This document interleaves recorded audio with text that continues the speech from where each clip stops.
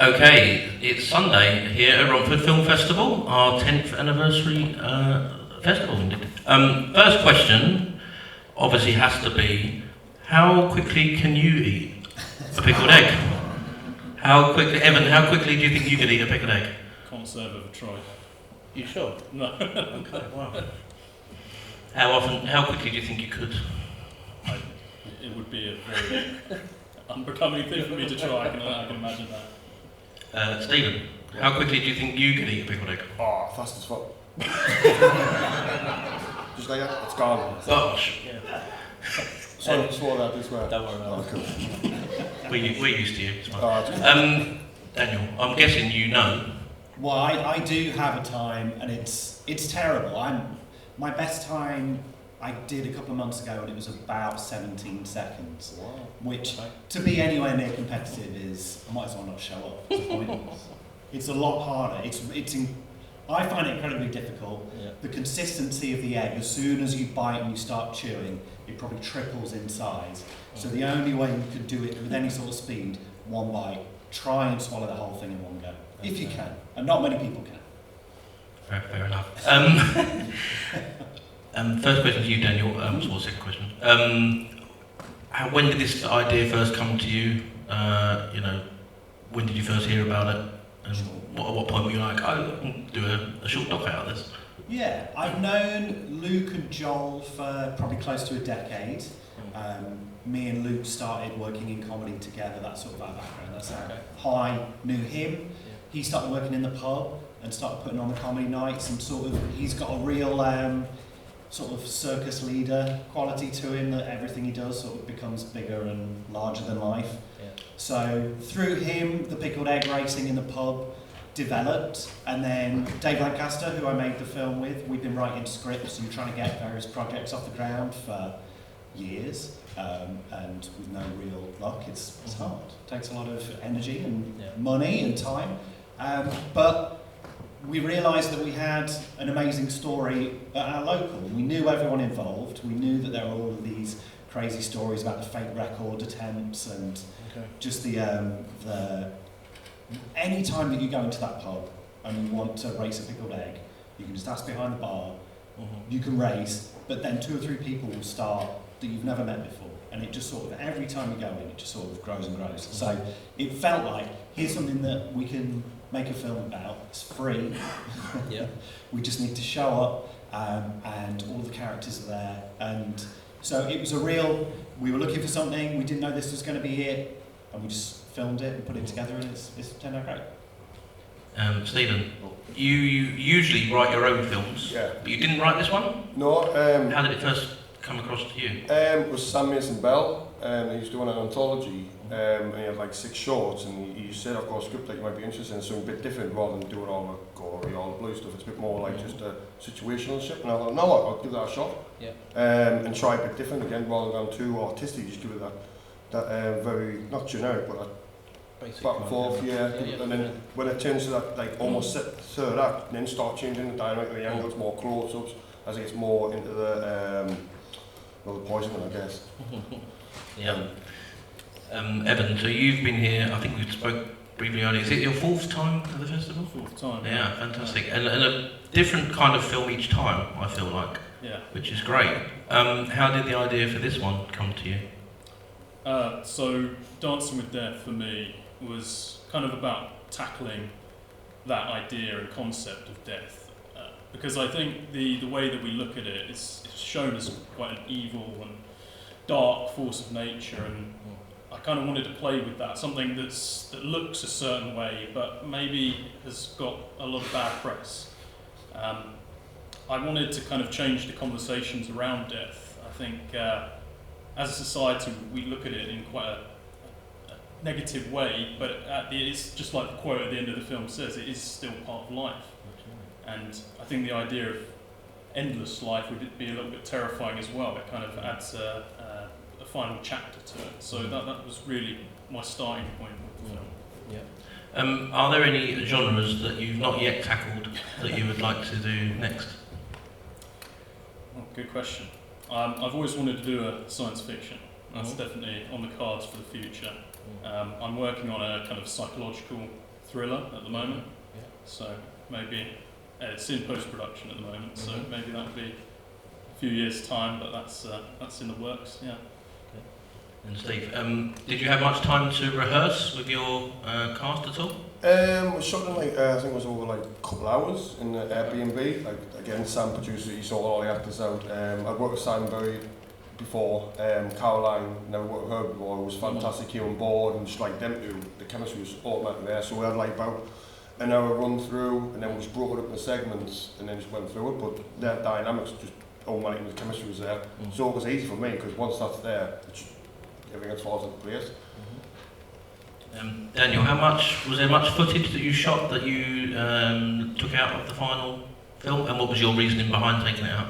Yeah, we shot maybe 2 days worth of interviews, and then spent a whole day from basically open till close in the pub, and encouraged people to come down and try and get as many people as possible on film in the shortest amount of time, so I can have as much footage of people eating eggs as possible. But on that same day, we did head off and we filmed an interview with somebody who talked us through how you make pickled eggs. Okay. Initially, I thought, let's just kind of film as much as possible that we can think of, so we can have somebody talk us through the process. She was an archaeologist who ended up talking about the history of pickling at the same time. That didn't really suit the mood and the pace and the energy of the film. It was fun, but didn't seem much need to keep it in. Joel and Luke being the main interviewers, we probably filmed for probably close to 2 hours with both of them, and so the bulk of the work was cutting down everything that they were saying to get the key stories, the key moments, the funny lines.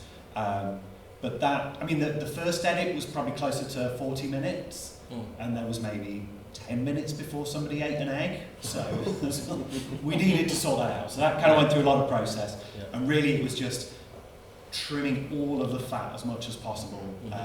And I'd say it took 3 days to film. I would say it probably took about a year to edit. I'm going to ask you, the rest of you, about that as well. Was there any extra scenes, Steve, that didn't make the final film? No, the only extras we got to film outside the Airbnb was the photograph of Simon and the girl filmed outside the bedrooms, just to Polaroid them, so when she put them on the table, that's the only scene we shot that a day before, and she got the pictures to up a little Polaroid camera, and that was it really. Okay. No, I think it was just, it was 3 hours, 2 hours in that one little block. No, so there wasn't any kind of extra footage. It's all kind of all storyboarded. Really, I'm kind of religiously storyboard everything and make sure that it's all kind of thoroughly planned out. I did some kind of paintings for it as well. I had this imagery of death dancing with this kind of dancer. Really kind of raw in my mind, and kind of was really important to bring that to life in such a specific and structured way. So nothing was left on the cutting room floor. Okay. Yeah, the cinematography in your film is beautiful. How did you approach that? Did you have a DOP with you, or? Yes. So shot by a fantastic cinematographer called Ollie Cohen. Really fantastic eye, and again, really, really important to bringing this to life. We spoke to so many cinematographers, but actually the reason that he particularly stood out for this project for me was how much he connected with the material. He kind of suffered a loss, and we spoke about that in the interview, and I just kind of knew from the start that he'd be the right person for the job. And as you can see in the film, with the beautiful kind of shaping of the light and the camera angles, I think he did a really marvellous job. Start with you, Daniel. What's your next project? What are you working on? Well, I've probably, fair to say, I've started filming. I've sort of started filming. I bought a camera and I sent it to the subject because they're based down in Cornwall, and the logistics of getting down there to film on a regular basis is quite hard. So I bought a camera, sent it to them. She is a sign writer who works in fairgrounds and steam fairs, and she's in the process of restoring a 100-year-old wagon that will go on display at steam fairs in the next couple of weeks. But that's been 2 years, I think. We've been talking about it, and she's in the process of doing all the work on the wagon at the moment, so that's being filmed, and then we'll go to the fairs. and we might have enough footage. We might shoot for another couple of years. I don't know. Okay. We'll see. Yeah. Just stocking up. Steve, and you always thinking of ideas, I know, and writing stuff. What do you want to make next? Well, we're in a lot of production. I've got 2 features, like in one almost finished, like 2 scenes, and we've got this fantasy film which we're filming from Tuesday. That's been on for like 20 years, but we're nearly there. That's for next year for Romford. Okay. So we've got them 2 features back to back. I'm working up with Sam and David doing now productions, being a cinematographer. So I'm just trying to get me more experience doing that.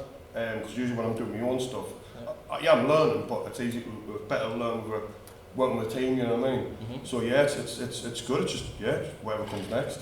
Okay. Yeah, so it's the big one is next for me. So it's my debut feature film. It's in production. So it's in post-production at the moment.